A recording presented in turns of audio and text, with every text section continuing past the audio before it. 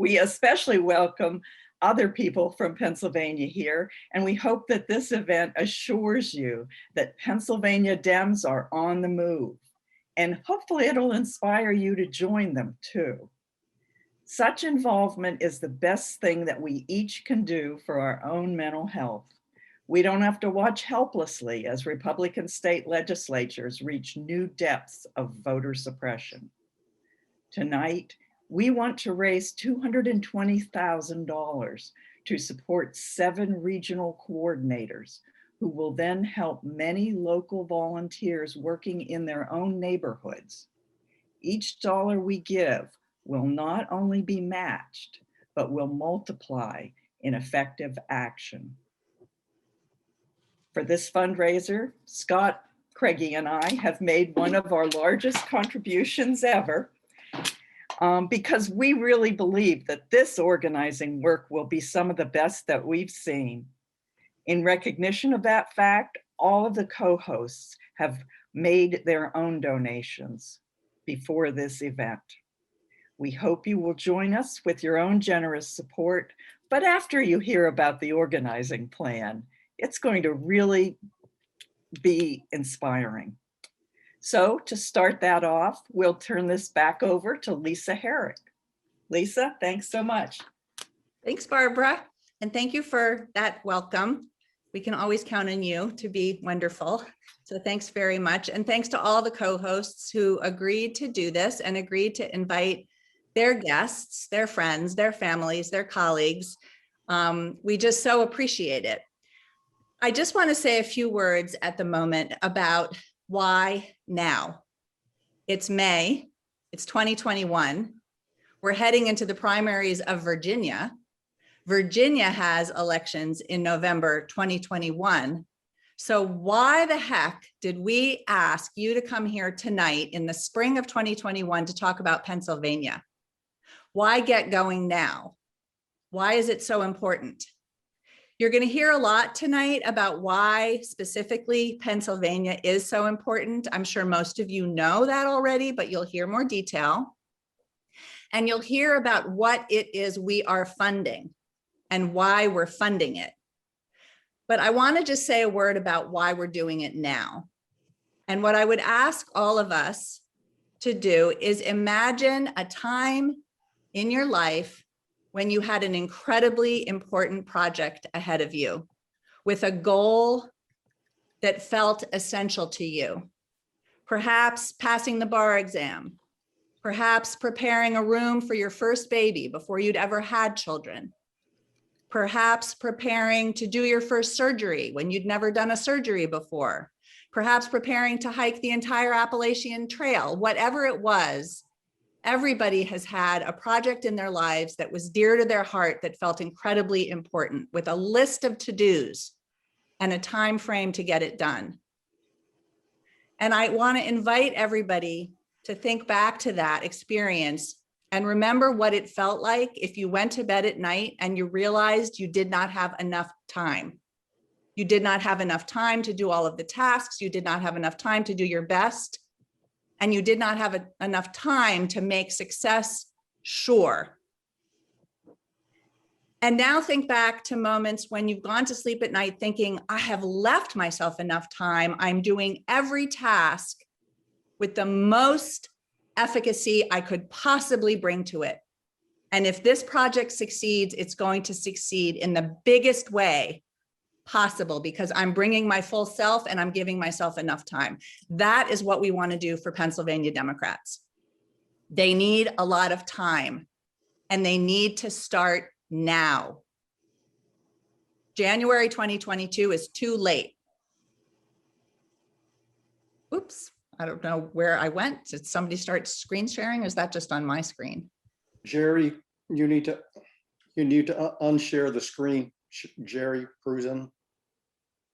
I don't know who that is, but okay. There you go. Thanks. A little Zoom glitch, but that's okay. Anyway, we want to do it now because we want Democrats in Pennsylvania to have plenty of time for the project you're about to hear about. Because there's a lot to do, there's a lot of people to rely on, there's a lot of people to hire, and we want them to feel powerful with the wind at their backs when they roll into 2022. But I have three pieces of good news. One piece of good news is that there are enough voters in Pennsylvania who will vote Democrat for us to win Pennsylvania in 2022 if we just get them out. And this organization, this model that we're going to tell you about is focused on doing just that, beginning the relationships with those voters now and carrying those relationships through to November 2022, so that those are relationships, not strangers that are talking to strangers at the door. They're going to be relationships by the time we hit November 2022. The second piece of good news is that this model has been tried in Wisconsin and it worked. It's worked repeatedly for a number of different elections, even in red districts. So we know the model works. It takes organization, it takes time, it takes people, but it works. The third piece of good news is that we need to raise a ton of money tonight and a ton of money in the weeks ahead. And the good news is 31st Street never fails to raise the money it says it's going to raise. Mary Pence sets the goal. I take a big gulp and say, oh gosh, I don't know about that. And then our members, our co-hosts meet the goal every friggin' time. So here we are, it's 2021. Our eyes are on Virginia, but tonight they're on Pennsylvania in 2022 and beyond. So we're going to meet our goal with your help, and we're so grateful that you are here to help us. I'm going to turn it over to Jim Shelton at this point to tell you more of the details about what we're doing and why we're doing it. Terrific, Lisa. Jim Shelton, retired epidemiologist and political analyst at 31st Street. I'm going to share screen because that's my best way of communicating, and bring up a slide just to kind of warm up that indeed we welcome Pennsylvania and Pennsylvania welcomes us. Okay, so just to get into some of the specifics, again, many of you know this, but just to run through it, I think it's my view, Pennsylvania is the most important state for 2020, a open US Senate seat. We're 50-50 now, as you know, everything teeters on the edge. We have a governor's race. The governor is Democratic, but he keeps the Republican legislature in check. If we lose that, we're in big trouble in Pennsylvania, a hugely important state. We have some important House races I'm going to just talk about very briefly. Half the state Senate, all the state House, one Supreme Court seat, other races too that I'm not even going to go into. And we need to prepare for 2024. Again, this is the long-term process. But in the more short term is the point that actually Pennsylvania has many key local races in 2021. Now, those races are important in and of themselves, but they are also going to give us the opportunity to get this organizing model running so it's able to be tested out and tried out and so forth, and hopefully prove that it's going to be working, and that will give us momentum into 2022. Okay, just want to mention there are these 5 House races that are probably going to be in contention. We are, of course, waiting on redistricting. Pennsylvania is going to lose a seat. That could put as many as 4 Democratic seats in jeopardy if they do it in a certain way. So we have to kind of fight to keep them. And also, there's always the 10th district that we would definitely love to turn blue. Okay, now I want to talk about organizing. Now, I never really knew what organizing was, to tell you the truth, until relatively recently. But my view is it's really the name of the game for what you want to do in the longer term. And there's also a shorter term part of it, but basically it's things like voter outreach in the longer term, doing it now, but especially deep canvassing, which reaches voters in a more successful kind of way. Voter registration. I'm not going to go through all these things, but they are components that are really important to have some lead time to do. But here's the last one I've put in bold here, because another thing that's really important in organizing is working on local issues and local problems. And when you do that, you can earn the trust of the people that you're trying to work with. You know, it could be things like, you know, lead in the water supply, or people getting access to food, or immunizations. But it's a really important part of organizing. Now, of course, this model, people may know, was very successful in Georgia. That model is the grassroots model. But there's another model, which is the Democratic Party model, and they're both important. And the Wisconsin model, of course, was the model where the Democratic Party approach has been tried out and been successful. There's also a more short-term, of course, form of organizing and really called electioneering that is what we're more used to in terms of what field organizers do. And that's all important too. But if you only do that, it's too late, in my opinion, to really have the best impact by far. So that relates to the next thing, which I tend to call campaign timing dysfunction. You know, timing is everything.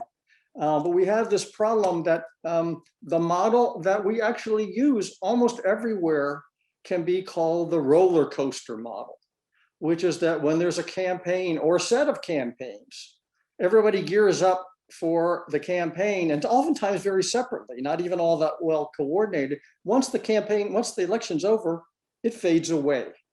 Now think how dysfunctional that is to try to organize what you want to do in terms of a party.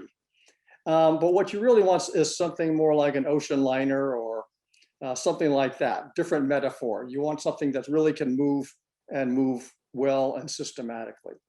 Okay, so now let's talk about this famous Wisconsin neighborhood organizing model that Martha Lanning, who we're going to hear from, was a sort of prime mover of. And basically the model is there's an organizing director for the state, and there's a bunch of what are called regional organizing directors. In our case, we're trying to get 12. And no, this is very different from the model that you get with regular campaigns where they might just hire 100 organizers. We're just want to hire these organizing directors, and then their approach is to find the people, the local volunteer leaders and contacts. Those people are out there, whether they're in indivisible groups or precinct groups or whatever, they are out there. And there's a way to organize them so that they then are the leaders and they reach out to their contacts. So there's actually three major advantages to this. One is it's cheaper because you're not paying these volunteers. They're like us, you know, they really want to do things, and they don't need money. They need other kinds of rewards, recognition and incentives and so forth like that. Another major benefit, though, is that it's constant. They're not going anywhere. I mean, sure, some will come and go, but basically you're getting a continuous set of people that are working on it in a long-term basis. And then the last thing is that they live there. So they're not people that have been brought in who then have to establish relationships in their communities. They live there. And so it's a form of what's called relational organizing. And, you know, it's year-round and it works. This is a little bit more zeroing in, just to give you, again, sort of spell it out a little more. This would be your regional organizing directors, and then these would be your leaders that you would find. And the job of the organizing directors is really the training, the recruitment, the support, the nourishing, the encouragement of these leaders, and to some extent their people. So it's a different kind of skill set to some extent, but it's a very important one, obviously. So I call this a game changer.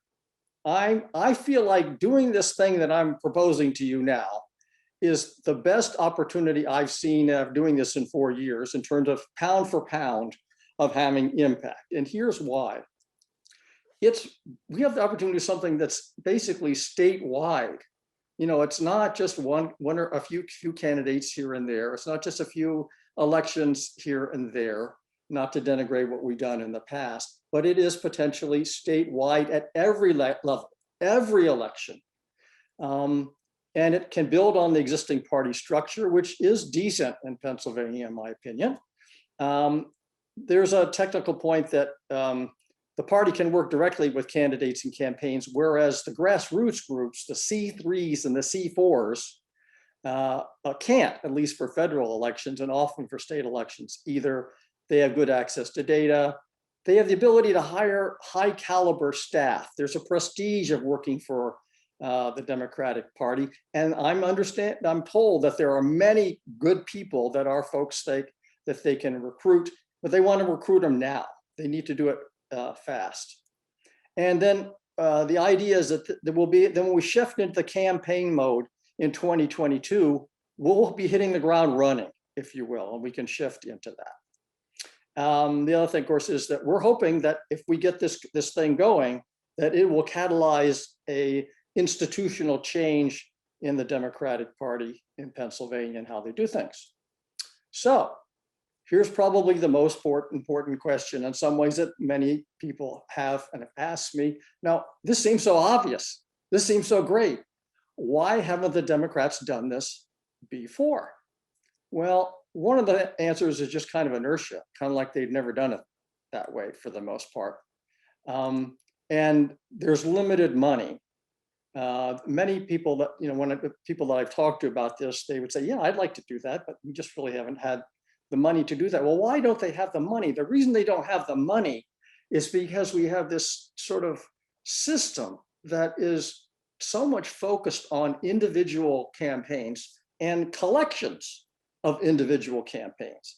And those individual campaigns that we have charismatic, candidates, we like to fall in love with them. We feel like we're helping when we give them money. That's all great.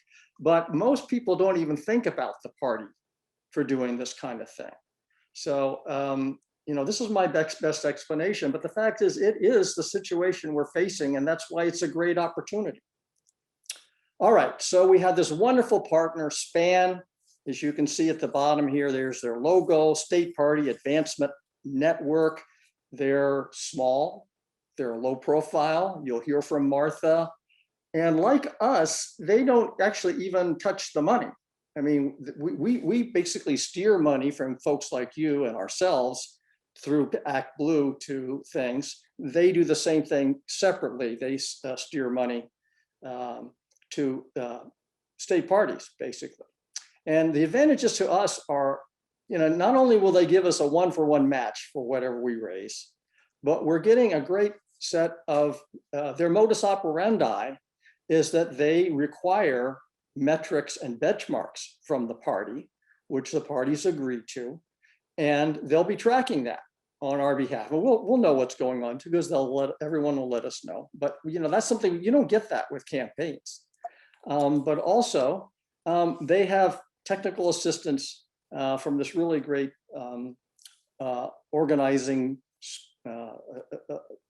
regional organizing director guru who provides great experienced technical assistance. So again, I think it's just great it's a great fit for us. Well, and one other thing is that to the extent it works, and hopefully it we'll have the ability to cross-fertilize so that other states might also pick up on this concept. Okay, so our goal tonight, why we're here to raise money, of course, for this great thing I'm talking about. So we want to hire 12 regional organizing directors. Very concrete. That's exactly what we want to do. Now, our portion of that is going to be $350,000. Tonight, we're trying to raise funding for 7 of those people, just because we thought that might be attainable with this one sort of funding initiative. And our portion of that is going to be $220,000, and that's why that's what the goal is. And we'll show you something related to that. So some of our folks thought it'd be nice to have a kind of a pictogram or something like that, so you would know as we go through this how much of this we have funded. And we have now, as of when we started this meeting, we had raised $67,000. And if you look at the green people here, you can see that we've done a little more than 2 people as of then. Maybe we've done, hopefully we've done more. So again, we realize people like to see a little bit of something concrete when they donate money. So this is very, very specific and concrete.